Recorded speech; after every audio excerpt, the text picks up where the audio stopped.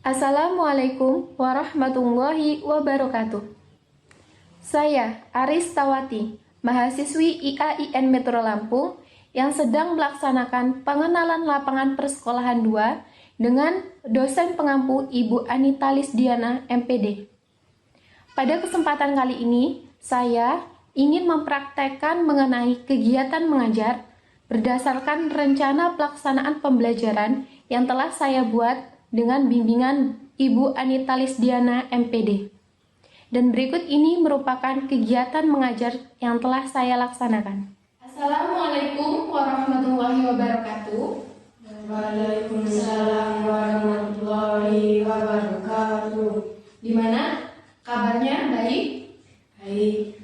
Oke, pada pagi hari ini untuk memulai kegiatan pembelajaran, Ibu ingin semua dalam keadaan siap. Jadi bagi yang mungkin jilbabnya belum rapi, terus bajunya belum rapi, mohon untuk dirapikan. Yuk, dirapikan dulu. Sudah rapi semuanya? Ya. Oke, sekarang Ibu minta tolong nih satu siswa untuk membantu Ibu membersihkan papan tulis. Kira-kira siapa yang mau? Ayo, silahkan.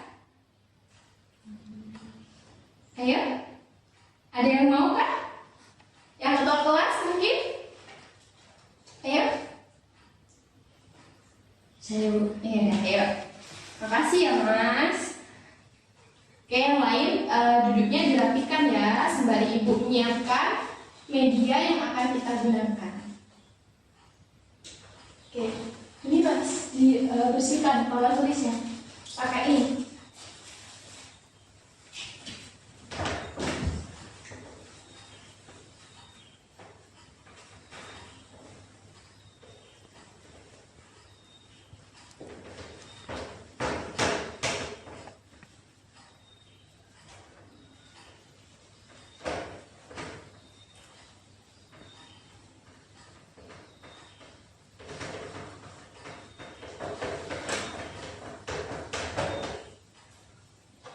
Sudah, makasih ya. Oke, boleh duduk kembali. Oke, sekarang untuk Bapak Ketua Kelas, untuk siswa yang menjadi Ketua Kelas, Ibu mohon untuk memimpin doa agar pembelajaran yang kita laksanakan itu dapat berkah, dapat bermanfaat bagi kita, ya. Oke, yuk. duduk siap. Doa mulai.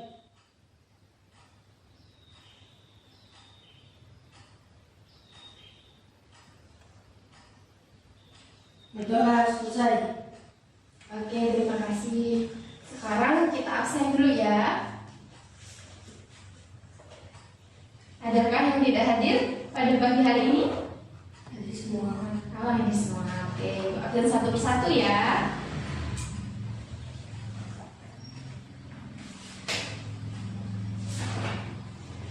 Oke, yang pertama Banyu Sajiwo hadir. Hadir.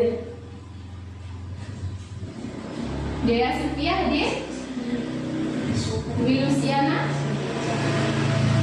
Anissa hadir. Ya, hadir. Oke, semua hadir semua ya. Gimana nih pada pagi hari ini, semangat nggak belajarnya? Semangat. Harus semangat ya. Ketika pembelajaran sudah dimulai, kita harus semangat belajar. Ingat orang tua ya, adik-adik semua ya, bahwa orang tua sudah berjuang agar kita dapat merasakan bangku pendidikan. Banyak di luar sana anak-anak yang tidak merasakan bangku pendidikan. Jadi ketika kita diberikan kesempatan untuk merasakan bangku pendidikan, kita harus manfaatkan dengan sebaik mungkin. Dan untuk membangkitkan semangat, kita juga bisa nih melihat beberapa pahlawan seperti R.A. Kartini yang sudah memperjuangkan agar kita dapat merasakan bangku pendidikan hingga saat ini.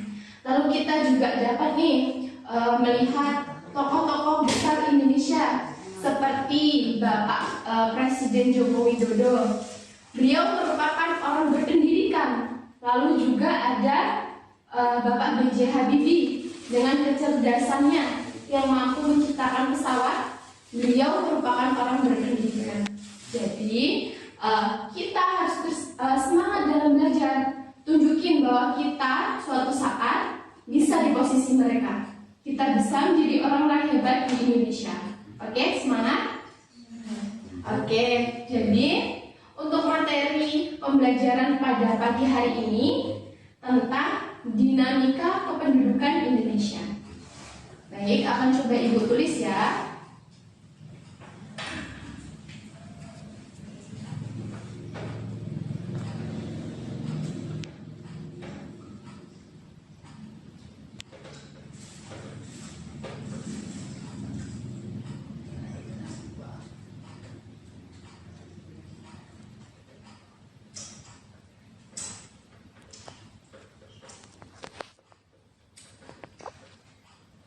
Gimana? Bisa dibaca?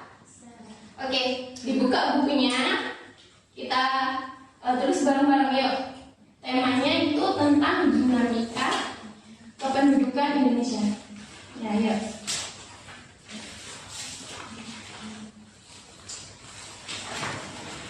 Tulis semuanya ya.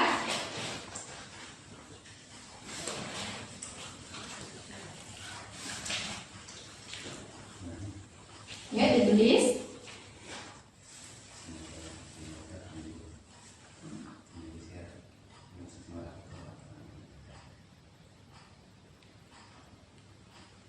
Sudah semua?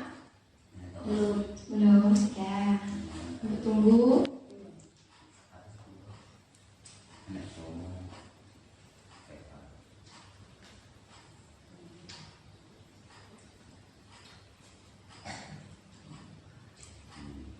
Sudah?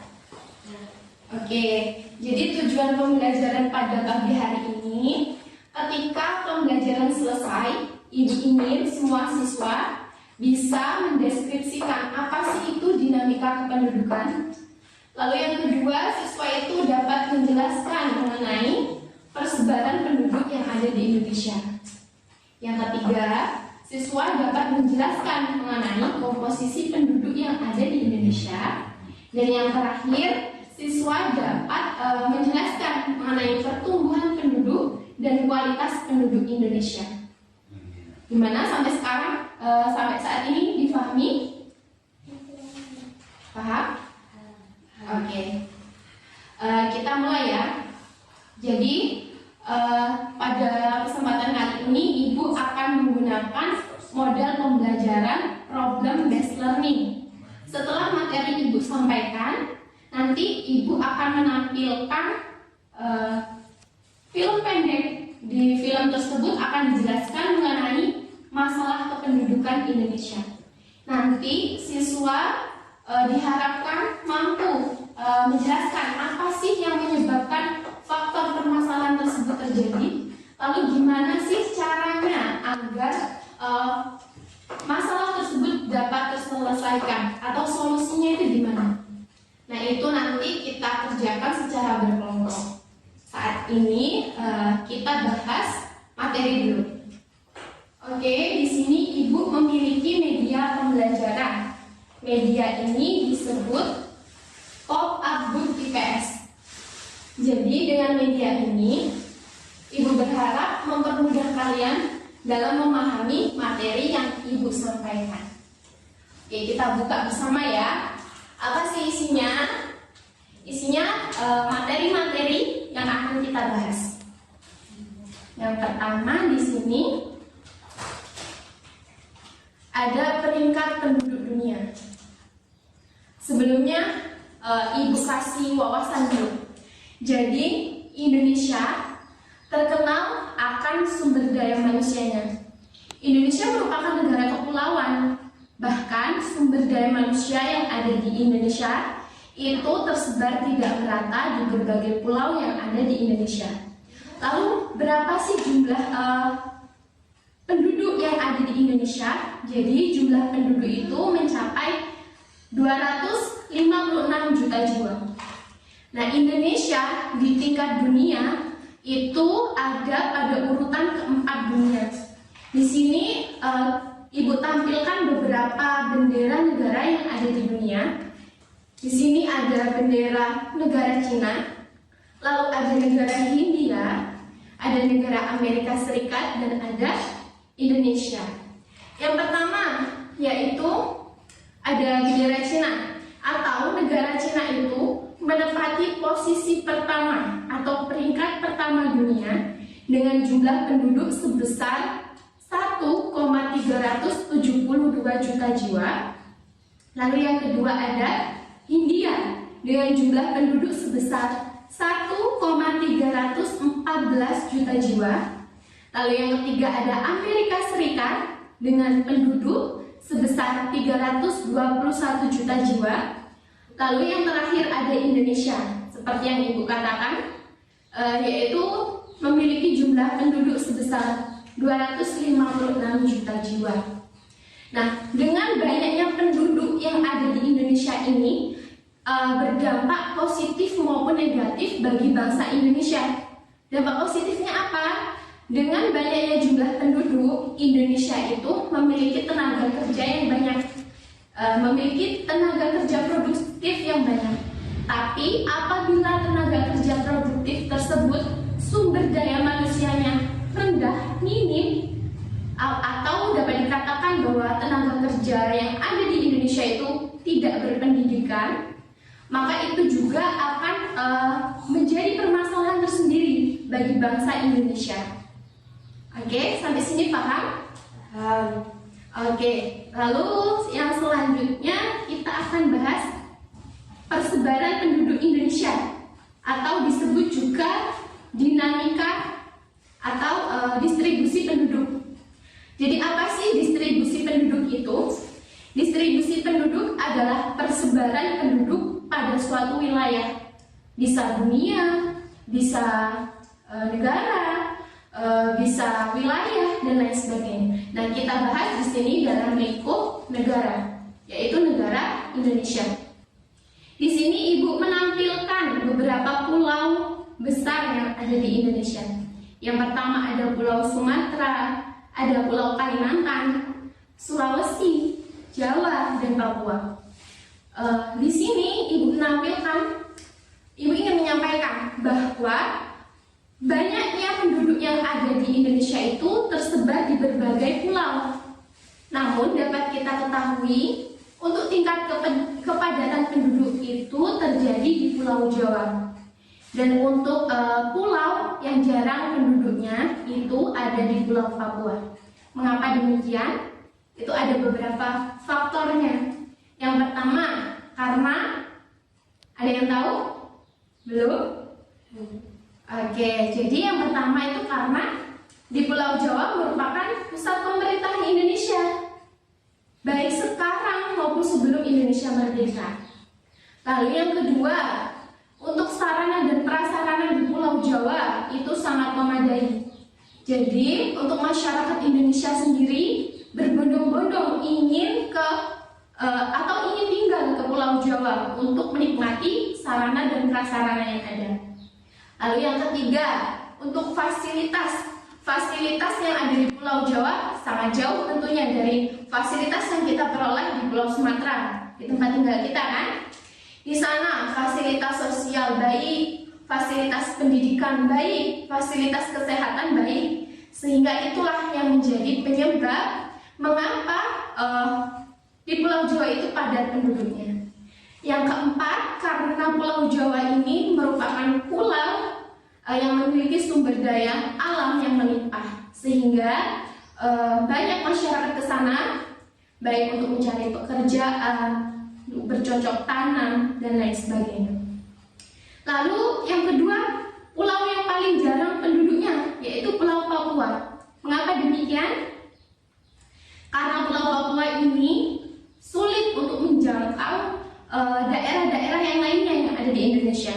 Papua ini terletak di ujung wilayah Indonesia, dan Papua sendiri juga di sana sarana dan prasarana minim, fasilitas sosial belum ada, fasilitas pendidikan mungkin jarang, fasilitas kesehatan juga jarang, sehingga untuk masyarakat yang ingin bertempat tinggal di Papua mungkin berpikir dua kali ya, Karena juga dari segi sarana, prasarana belum ada, fasilitas tidak mendukung, sehingga lebih baik masyarakat berpikir bahwa dia lebih baik tinggal di Pulau Jawa. Sehingga itulah yang menyebabkan Pulau Jawa mengalami kepadatan penduduk. Nah, dengan adanya persebaran penduduk yang tidak merata ini dapat menyebabkan permasalahan bagi bangsa Indonesia. Apa sih permasalahannya? Yaitu tingkat pembangunan yang tidak merata. Jadi karena semua ingin bertempat tinggal di Pulau Jawa, pembangunan hanya terjadi di Pulau Jawa, sehingga untuk pembangunan di beberapa wilayah itu tersendat atau mengalami istilahnya untuk pembangunan di beberapa wilayah itu belum terlaksana. Dari persebaran penduduk yang tidak merata inilah yang menjadi kendala bagi bangsa Indonesia dalam hal pembangunan. Lalu yang selanjutnya kita akan membahas mengenai komposisi penduduk. Apa sih komposisi penduduk itu? Jangan dilihat gambarnya dulu ya. Kita bahas judulnya yang atas dulu. Kita bahas pengertian dari komposisi penduduk. Jadi komposisi penduduk adalah pengelompokan penduduk berdasarkan usia, jenis kelamin, agama, bahasa, dan lain sebagainya. Dan di sini ada gambar nih. Ini ada komposisi penduduk berdasarkan usia. Yang pertama ada usia balita, bisa dilihat. Ya, itu untuk masa balita itu umur 0 sampai 5 tahun. Lalu untuk usia SD itu 6 sampai 12 tahun.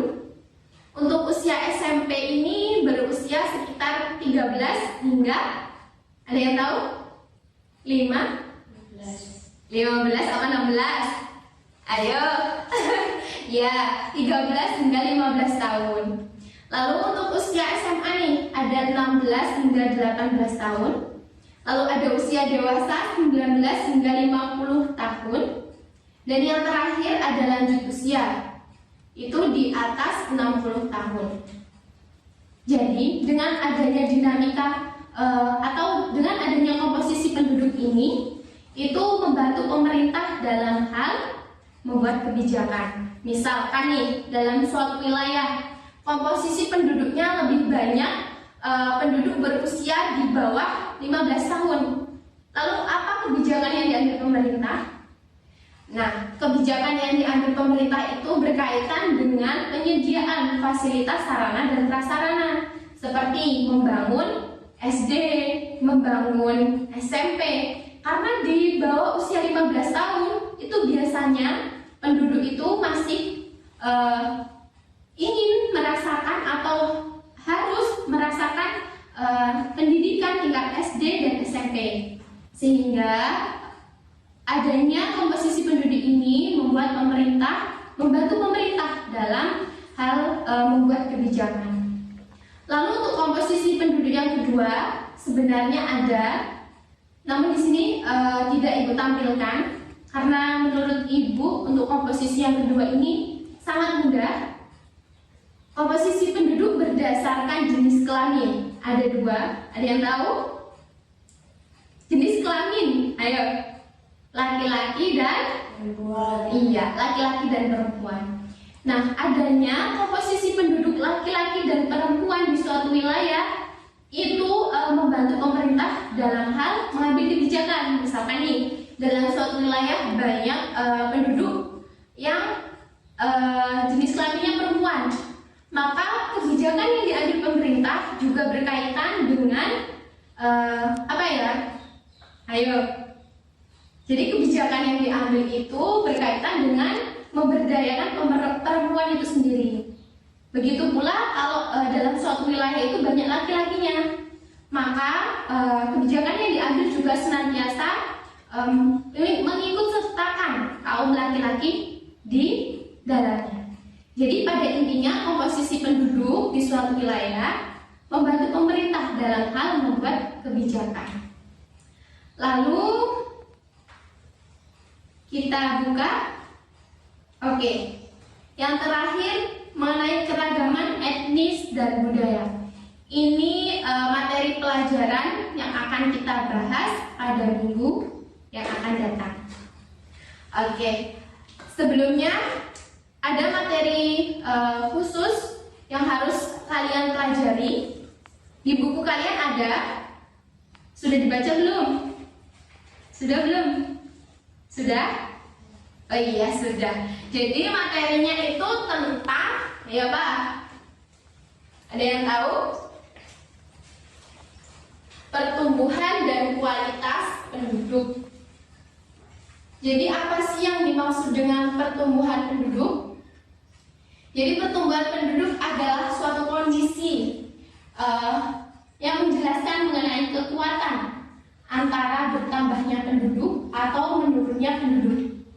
Nah, kondisi tersebut ada karena beberapa faktor. Yang pertama ada faktor kelahiran atau natalitas. Yang kedua karena ada faktor kematian atau mortalitas. Dan yang ketiga yaitu karena adanya faktor migrasi atau perpindahan. Oke, lalu di sini Ibu juga ingin menjelaskan nih untuk memperkaya pengetahuan kita. Jadi struktur masyarakat yang ada di Indonesia ini itu banyak yang usia di bawah 15 tahun. Nah, adanya penduduk yang berusia di bawah 15 tahun yang lebih banyak daripada usia di atasnya itu mengakibatkan permasalahan di Indonesia. Permasalahannya apa? Yang pertama nih, Ibu tulis ya. Oke, bisa ditulis nanti ya. Yang pertama,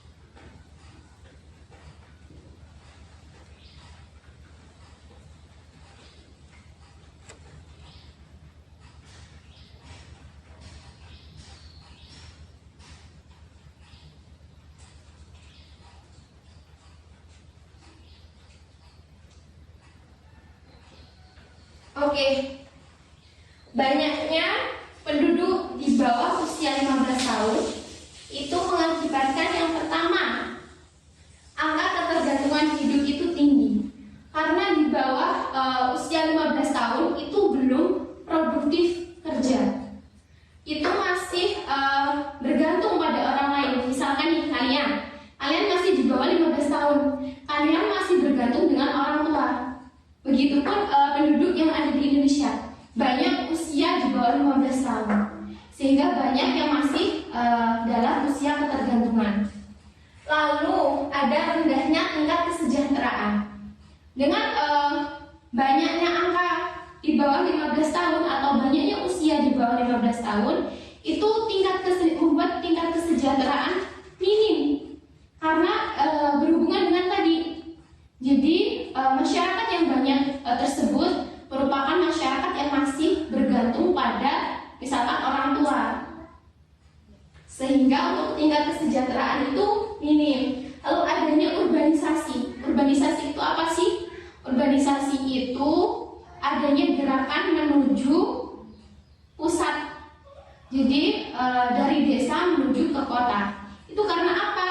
Karena itu tadi, karena pihak-pihak yang merasa digantungkan. Misalkan nih, kalian bergantung sama orang tua. Nah, orang tua kalian ini sebisa mungkin untuk menghidupi kalian, beliau ini mencari pekerjaan. Nah, oleh karena itu adanya gerakan menuju ke kota untuk mencari penghasilan. Oke, dari sini ada yang ingin bertanya? Oke. Mengenai urbanisasi, saya belum paham nanti. Bu, tolong jelaskan kembali. Oke, jadi Bapak Ketua ya. Oke, jadi salah satu ketua kita nih tanya nih, apa sih itu urbanisasi yang sudah Ibu jelaskan? Belum jelas ya? Belum. Oke, jadi urbanisasi ini Mas. Misalkan nih, Bapak sampean itu menuju ke kota untuk mencari penghasilan, mencari ekonomi. Nah, Bapak sampean ini bertempat tinggal di desa. Nah, itu ada gerakan menuju ke kota untuk mencari atau meroleh perekonomian dan nanti kembali ke desa lagi. Nah, itu yang dimaksud urbanisasi atau gerakan menuju ke pusat. Dari sini paham? Paham. Oke.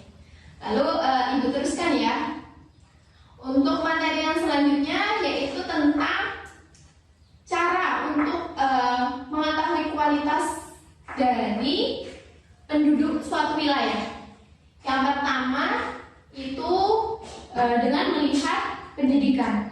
Jadi semakin tinggi tingkat pendidikan suatu wilayah, maka wilayah tersebut dapat dikatakan berkualitas.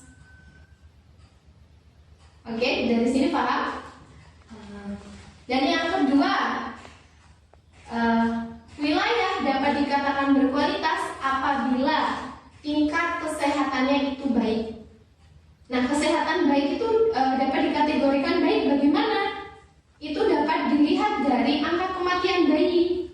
Jika dalam suatu wilayah banyak bayi yang meninggal, itu dapat dikatakan bahwa wilayah tersebut tingkat kesehatannya rendah atau fasilitas kesehatannya mungkin belum memadai. Dan yang ketiga itu tentang pendapatan. Jadi suatu wilayah dapat dikatakan baik atau maju itu tergantung pendapatan per kapita. Apabila pendapatan per kapita itu dalam kategori tinggi, maka wilayah tersebut dapat dikatakan maju atau berkembang ataupun baik. Jadi itu tadi untuk melihat kualitas suatu wilayah itu dapat dilihat dari yang pertama apa? Pendidikan. Yang kedua kesehatan. Yang ketiga pendapatan pendapatan penduduk. Oke, dari sini dapat dipahami atau mungkin ada yang ingin bertanya?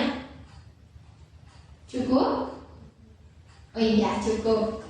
Oke, kita masuk inti ke model pembelajaran berbasis masalah ya. Sesuai dengan apa yang sudah Ibu jelaskan di awal. Jadi setelah Ibu menyampaikan materi, Ibu akan menyajikan salah satu film pendek karya anak bangsa yang harus kalian lihat, kalian cermati, dan nanti Ibu akan memberi soal dari film tersebut yang harus kalian kerjakan bersama di dalam kelompok. Sebelumnya Ibu akan membentuk kelompok nih. Kita berhitung ya, 1, 2, 1, 2 gitu ya. Nanti yang satu berkumpul dengan satu, yang dua berkumpul dengan dua. Paham? Oke, yuk berhitung yuk. 1, 2, 1, 2. Oke, yang satu sebelah sana. Ayo. Yang dua sebelah sini. Ayo. Di bawah bukunya bisa.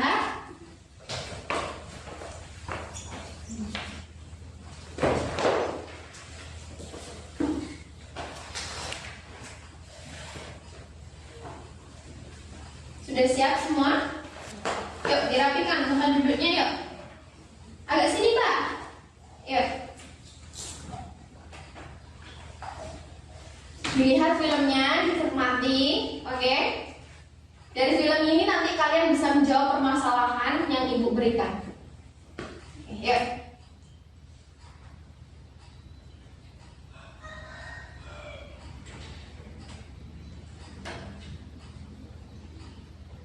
Bisa terlihat?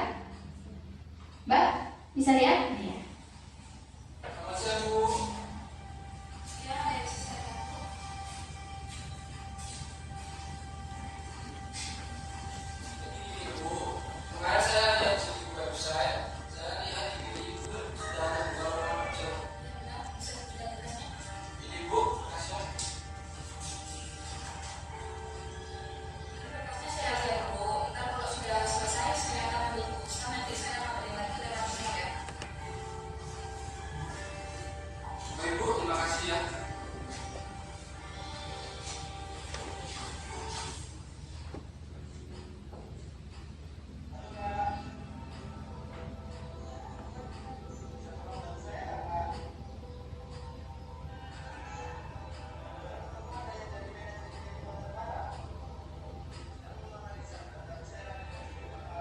Ayo, nggak boleh lihat-lihatan ya, lihat di sini ya.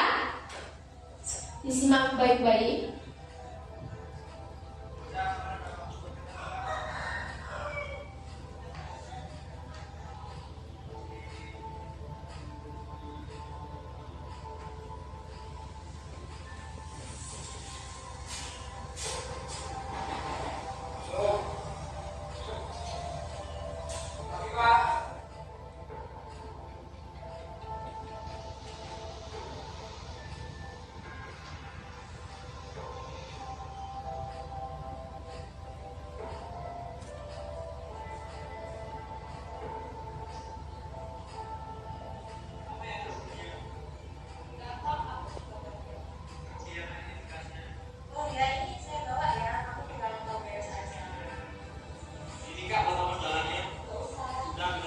Terlihat kan ya?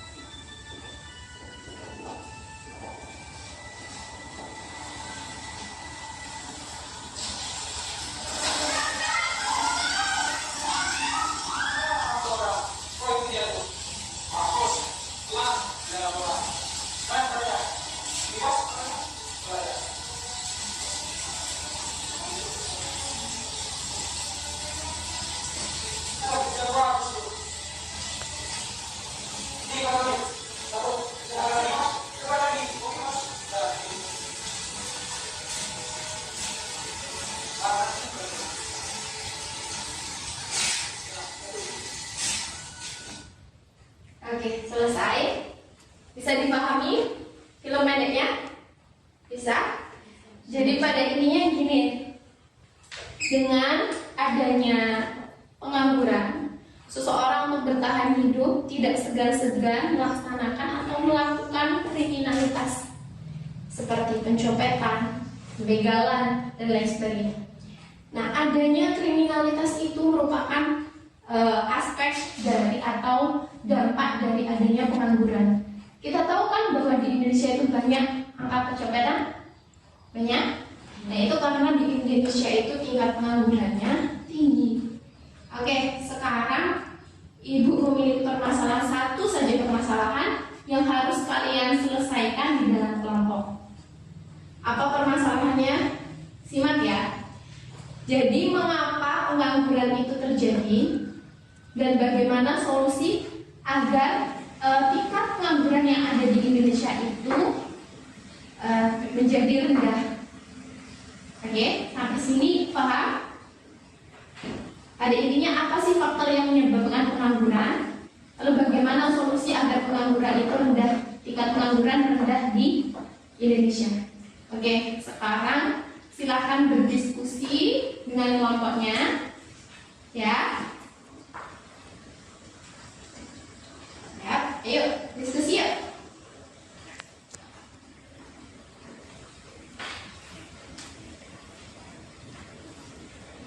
Untuk memahami misalkan nih di daerah kalian ada nih beberapa masyarakat atau penduduk yang nganggur. Ada kan tetangga kalian yang nganggur? Ada? Itu kira-kira penyebabnya karena apa dia nganggur? Lalu gimana sih caranya agar dia ataupun penduduk tersebut tidak nganggur? Itu gimana caranya? Yuk berembuk. Nanti setelah berembuk, setelah hasilnya diperoleh, nanti masing-masing kelompok membuat laporan tertulis, ya. Lalu untuk ketua kelompok dapat mempresentasikan ke depan. Oke. Untuk penunjang juga bisa dibuka halaman 30 sampai 43. Oke, dibuka ya.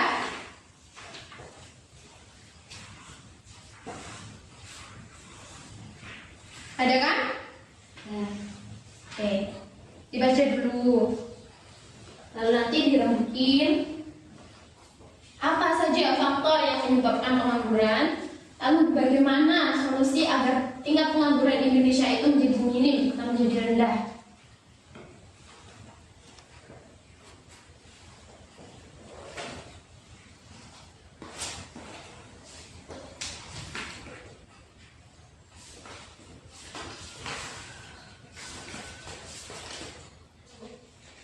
Gimana? Sudah ada? Belum? Oh iya, belum.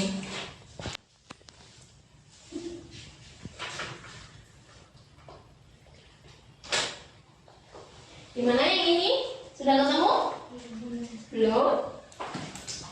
Dimana nih letak sulitnya di mana? Coba ngomong sama ibu. Ada? Oke, berembuk ya, berembuk.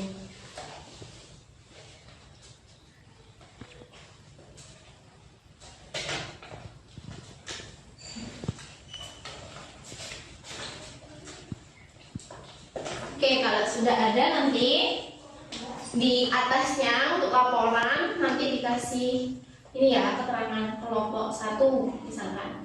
Nanti namanya di sini siapa aja, nah baru di sini jawaban. Oke?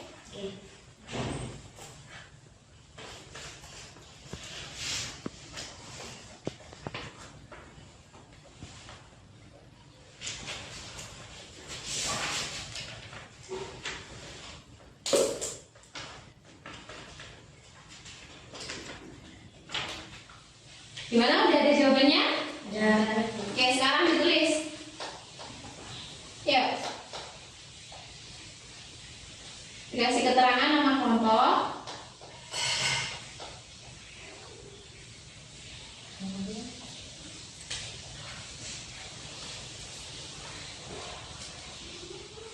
Lalu di bawahnya ada faktor penyebab pengangguran.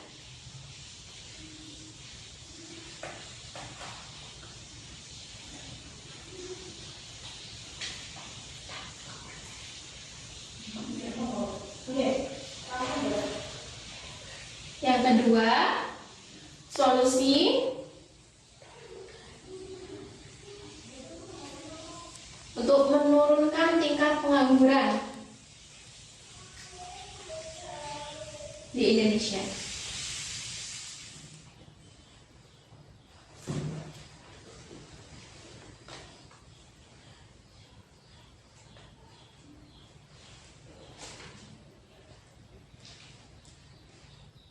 Oke, sekarang bagi ketua kelompok diharapkan untuk dapat mempresentasikan hasil kerja kelompoknya masing-masing, dimulai dari kelompok 1. Yuk, ketua kelompok. Assalamualaikum warahmatullahi wabarakatuh. Waalaikumsalam warahmatullahi wabarakatuh. Saya perwakilan dari kelompok 1 ingin mempresentasikan faktor yang menyebabkan pengangguran dan solusi pemerintah dan solusinya. Faktor yang menyebabkan pengangguran karena tidak ada lapangan kerja.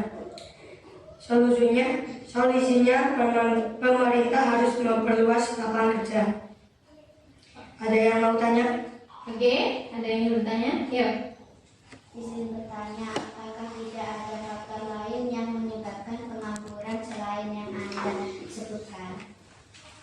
Ya, jawabannya sangat baik. Yuk, kelompok 1 bisa dijawab. Jawaban untuk pertanyaan yaitu sebenarnya ada, namun yang kelompok kami ketahui hanya itu. Oke, terima kasih kelompok 1. Yuk, duduk kembali yuk. Sekarang giliran kelompok 2. Yuk, ketua kelompoknya dapat mempresentasikan.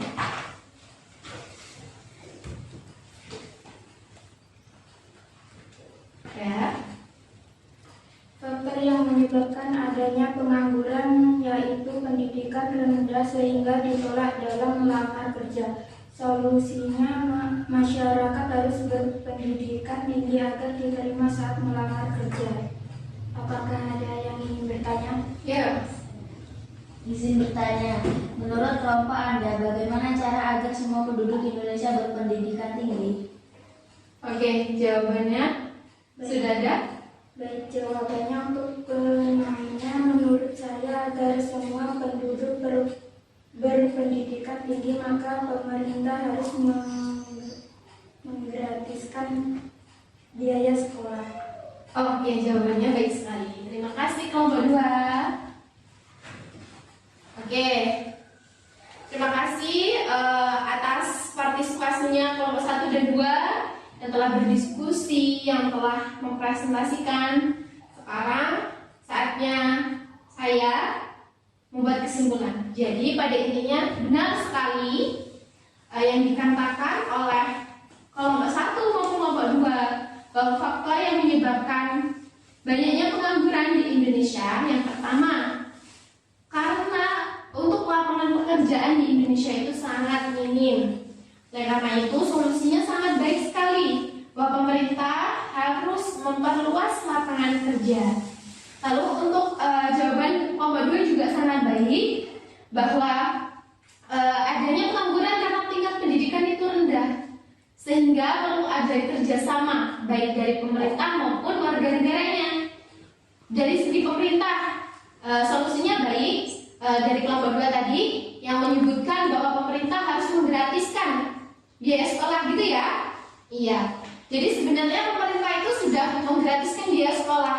Pemerintah juga sudah memberikan dana operasional sekolah, memberikan biaya prestasi, beasiswa untuk yang berprestasi, bidik misi untuk yang non prestasi itu sudah pemerintah berikan.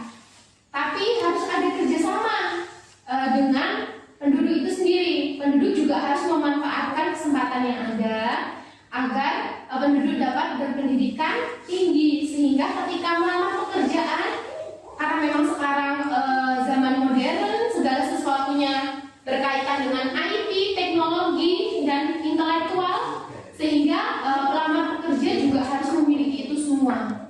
Nah, itu semua diajarkan baik di sekolah maupun BLK dan pelatihan yang ada atau yang disediakan oleh pemerintah. Dari sini paham? Paham. Oke, sekarang kita menginformasikan mengenai model pembelajaran, media yang kita gunakan, dan pembelajaran yang telah kita laksanakan. Gimana? Apakah anak-anak sekalian mudah memahami materi pembelajaran dengan model PBL? Ya. Bagaimana dengan media pop-up book? Apakah mempermudah kalian memahami materi? Ya. Lalu bagaimana dengan film yang ibu tampilkan? Apakah menarik dan tidak membosankan selama pembelajaran? Menarik. Iya, oke.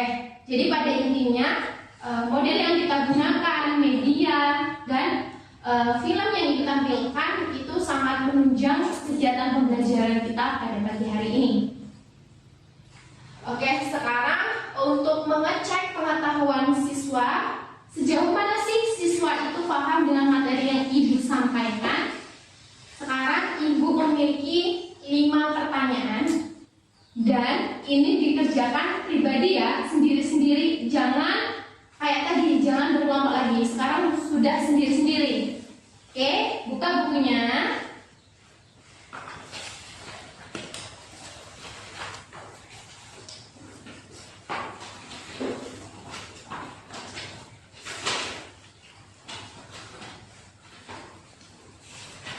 Jangan lupa dikasih nama di atasnya.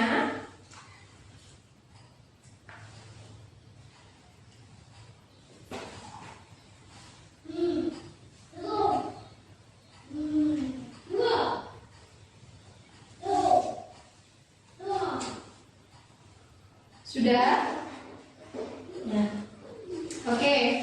Untuk pertanyaan yang pertama, jelaskan pengertian dinamika penduduk.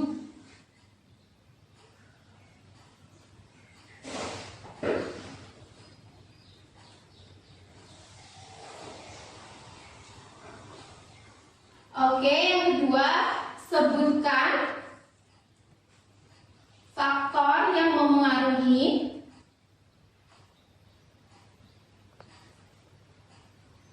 persebaran penduduk tidak merata.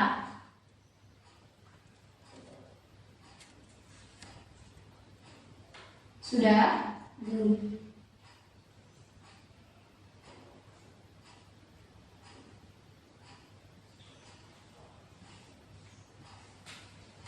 Yang ketiga, jelaskan pengertian komposisi penduduk.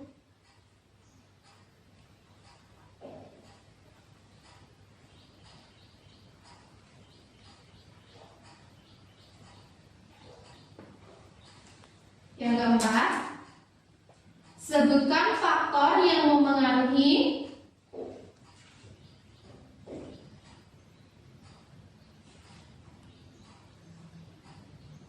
pertumbuhan penduduk. Yang kelima atau yang terakhir, jelaskan faktor yang memengaruhi rendahnya tingkat pendidikan.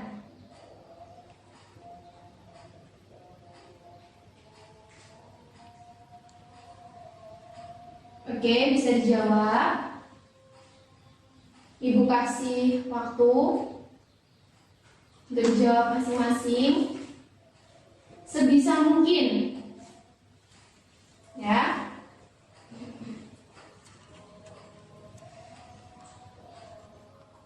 Bagaimana, sudah? Oke, sekarang dikumpulkan jadi satu di sini. Ya, yuk.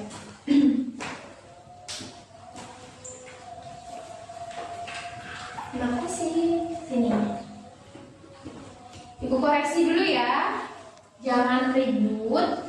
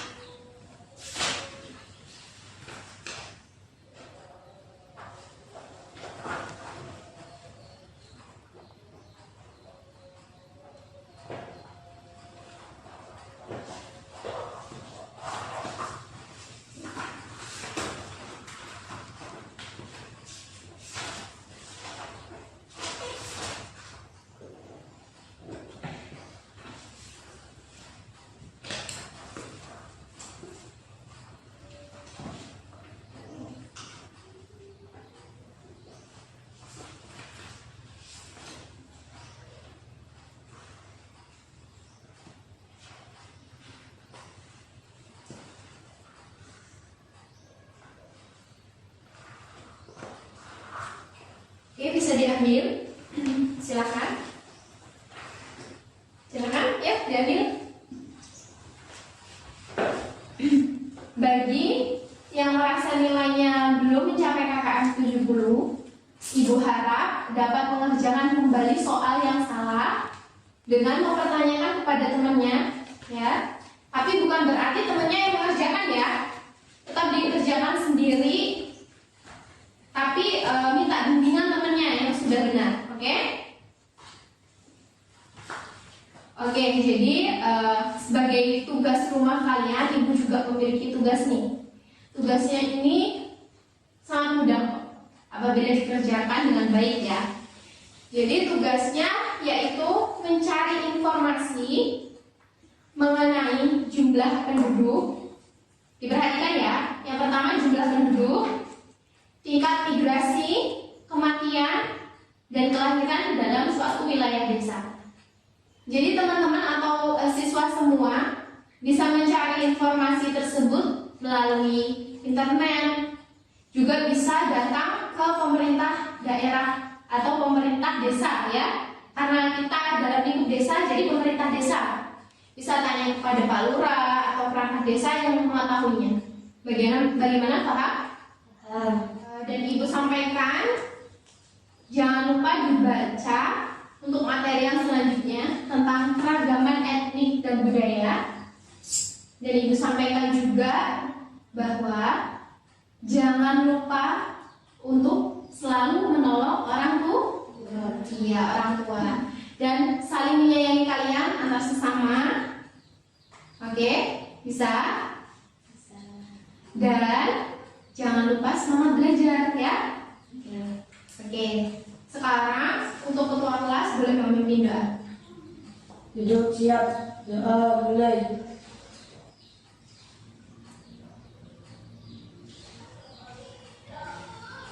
Doa selesai. Oke, sekarang Ibu akhiri dengan salam ya. Ibu akhiri. Wabillahi taufiq wal hidayah. Wassalamualaikum warahmatullahi wabarakatuh. Waalaikumsalam warahmatullahi wabarakatuh. Oke, boleh pulang. Baik, itu tadi praktek mengajar yang telah saya laksanakan. Bagi yang sudah menonton, saya ucapkan banyak terima kasih. Saya akhiri, wabillahi taufiq wal hidayah. Wassalamualaikum warahmatullahi wabarakatuh.